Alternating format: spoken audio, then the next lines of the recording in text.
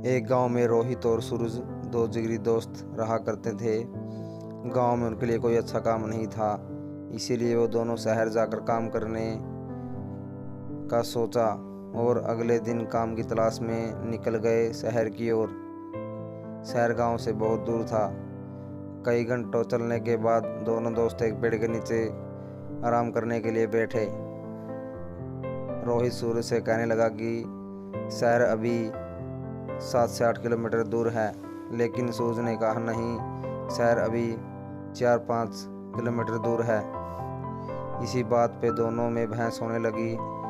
अचानक सूरज ने रोहित को जोर से चांटा मार दिया।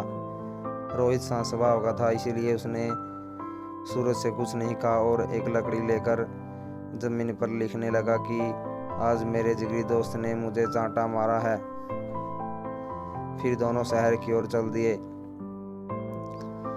अब कोई किसी से बात नहीं कर रहा था। रास्ते में एक छोटी सी नदी आई जिसे उनको पार करके जाना था। सबसे पहले रोहित ने नदी को पार करने की कोशिश की और उसका पैर दलदल में फंस गया।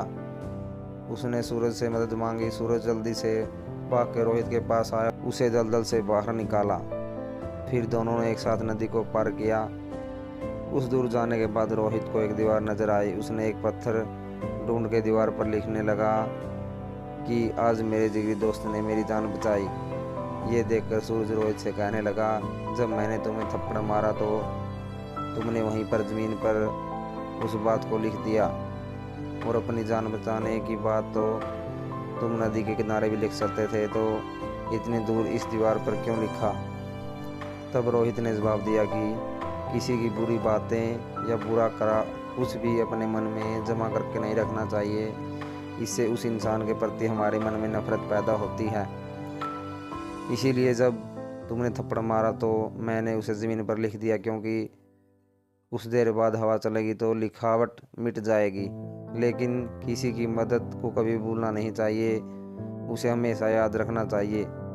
इसलिए मैंने तुम्हारी की हुई मदद को नदी के किनारे नहीं लिखा और यहाँ इस दीवार पर लिखा दिया, ताकि ये बहुत दिनों तक लिखा रहे।